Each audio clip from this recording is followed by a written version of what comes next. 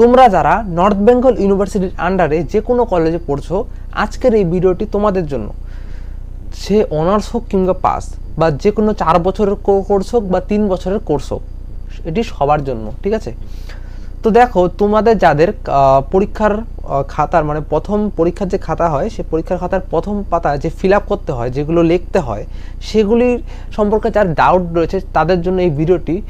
এবং তোমরা যদি সেখানে কিছু ভুল করে থাকো, তাহলে তোমাদের এই খাতাটি বাতিল হয়ে যেতে পারে। তো পরবর্তীতে সেই জন্য তোমার 1 বছর নষ্ট হবে, আবার নেক্সট ইয়ারে সেটি পরীক্ষা দিতে পারবে। তাই বলছি, মনোযোগ সহকারে ভিডিওটি দেখতে বলবো এবং ভালো করে মানে বুঝো বিষয়গুলো, এবং না বুঝলে সমস্যা হতে পারে, ঠিক আছে? তো চলো ভিডিওটি শুরু করো। দেখো, তোমরা আনসার স্ক্রিপ্টে দেখতে পাচ্ছ।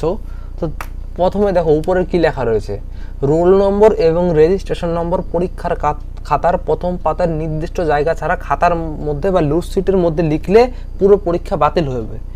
মানে তোমার যদি তুমি এই প্রথম পাতা ছাড়া তুমি খাতার মানে পরীক্ষা খাতার যে ব্ল্যাঙ্ক পেজগুলো রয়েছে সেগুলোর মধ্যে তুমি লিখে থাকো, তোমার খাতা বাতিল হতে পারে। তাই বলছি, এসব করবে না।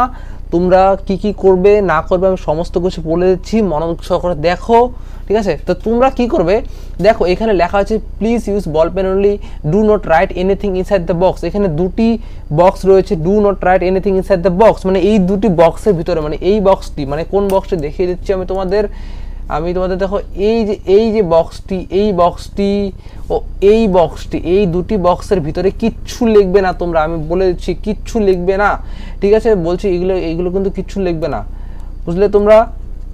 তারপর কি দেখো, তারপরে কি তোমাদের লিখতে হবে, তা লেখা আছে এই বক্সটিতে দেখো, এই বক্সটিতে দেখো লেখা আছে to be filled in by the candidate. এই দুটি বক্স, এই যে দুটি বক্সে দেখো লেখা রয়েছে, এই দুটি বক্স আমরা ফিল করব, ঠিক আছে? তো বাকি কি করব না সব কিছু বলে দিচ্ছি। তো দেখো এইখানে এই যে দেখো এই বক্সটিতে হ্যাঁ, এই দুটি বক্স একই বক্স। তো সাবজেক্ট, তোমার সাবজেক্ট কি, সেই সাবজেক্ট তো তোমাদের কি সাবজেক্টের পরীক্ষা সেটি এখানে লিখতে হবে। পরবর্তীতে দেখো এখানে কি রয়েছে, পেপার। এই পেপারে কি লিখবে, তোমাদের যে সাবজেক্ট রয়েছে, যে সাবজেক্টের পরীক্ষা তার পাশে লেখা থাকবে পেপার, সেটি অ্যাডমিট কার্ডে যে সাবজেক্ট রয়েছে সেই সাবজেক্টের পাশে লেখা থাকবে পেপার, সেটি তোমরা লিখে দিবে এখানে, ঠিক আছে? যেমন আছে তেমন সুন্দর করে লিখে দিবে। ও রয়েছে কি টাইটেল। তো টাইটেল সব পরীক্ষার মানে যদি কোনো কোশ্চেনের পেপারের টাইটেল উপরে লেখা না থাকে, মানে কোশ্চেন পেপারে লেখা থাকে, সে কোশ্চেন পেপারে লেখা না থাকলে সেটি দেওয়ার প্রয়োজন নেই। যদি লেখা থাকে যে কোনো যে টাইটেলে তুমি পেপারের পরীক্ষা দিচ্ছ সেইটি লিখে দিবে, ঠিক আছে? তারপরে কি রয়েছে, পেপার কোড কি, পেপার কোড মানে যেগুলো রাইটেড দিলাম এগুলো সেম, মানে এগুলো দেখো লেখা থাকে এদিকে টাইটেল এগুলো কিন্তু সেম, একই লিখবে এগুলো। পেপার কোড কি দিবে, পেপার কোডও লেখা থাকবে তোমার যেই সাবজেক্ট, মানে যে অ্যাডমিট কার্ডে লেখা থাকবে যেই সাবজেক্ট যেদিন পরীক্ষা তার সেইখানে সোজাসুজি পেপার কোড লেখা থাকবে, সেটি ফিল আপ করে দিবে। এবং তুমি যে সেমিস্টার থেকে পরীক্ষা দিচ্ছ, যেই সেমিস্টারে তুমি পড়ো, জাস্ট সেমিস্টারে ক্লিক করবে, এখানে সেমিস্টার লিখে দিবে জাস্ট, ঠিক আছে?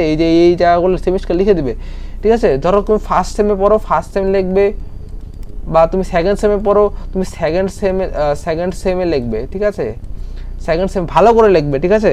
তো এরকম লিখবে। তারপরে কি লিখবে, কনফিডেন্সিয়াল পার্ট। এগুলো কিন্তু কিচ্ছু ফিল আপ করতে যাবে না, এগুলো তোমাদের জন্য না, এগুলো এক্সামিনাররা ফিল আপ করবে, ঠিক আছে? তোমরা এগুলো কিচ্ছু ফিল আপ করবে না, আমি বলে দিচ্ছি।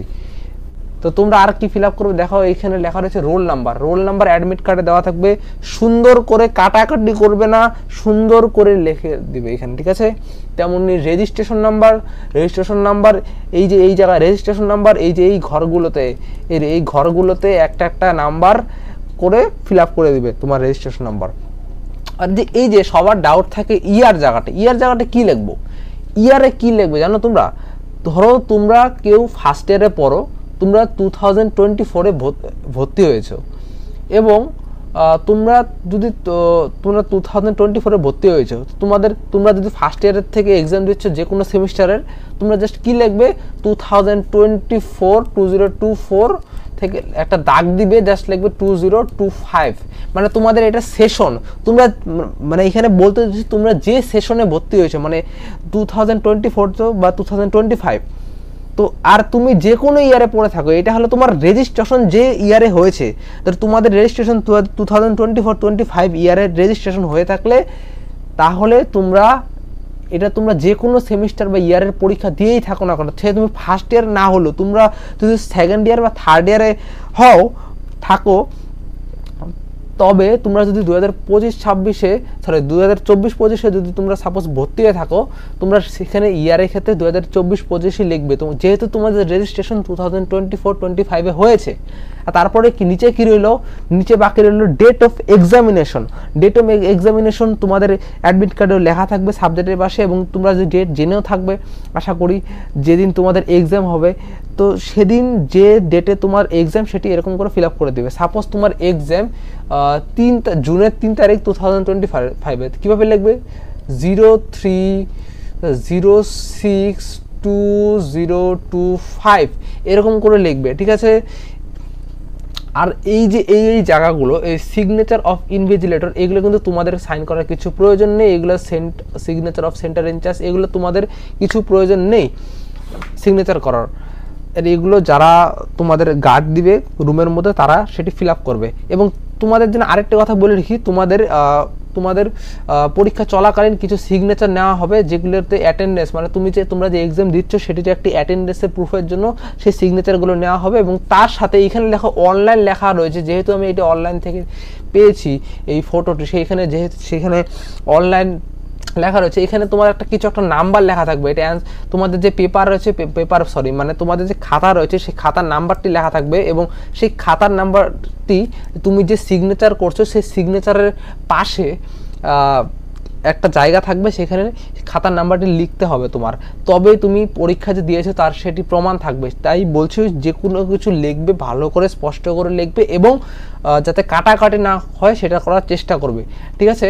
তা আশা করি তোমাদের আমি সব কিছু খুলে বলতে পেরেছি, এবং তোমরা আশা করি সবাই সব কিছু বুঝেছো। এবং অবশ্যই ভিডিওটাকে লাইক করো, যাতে পরবর্তীতে তোমাদের নেক্সট ইয়ারেও বা কোনো ভাই বোন দাদা দিদিরা যদি দেখতে চায়, মানে ডাউট থাকে, সেই ভিডিওটি দেখতে পারে। এবং তোমাদের বন্ধু বান্ধবের কাছে ভিডিওটি শেয়ার করে দাও, আশা করি এটি খুব ইউজফুল হবে সবার জন্য। এবং এছাড়াও আর বলতে যাচ্ছি যে তোমার খাতার মাঝখানে কাটাকাটি করবে না, পরীক্ষা স্পষ্ট করে লেখা ভালো করে পরীক্ষা দাও, এটাই আমি এক্সপেক্ট করবো তোমাদের কাছে। All the best to everyone, bye. এবং চ্যানেলটিকে অবশ্যই সাবস্ক্রাইব করে দিও। Thank you.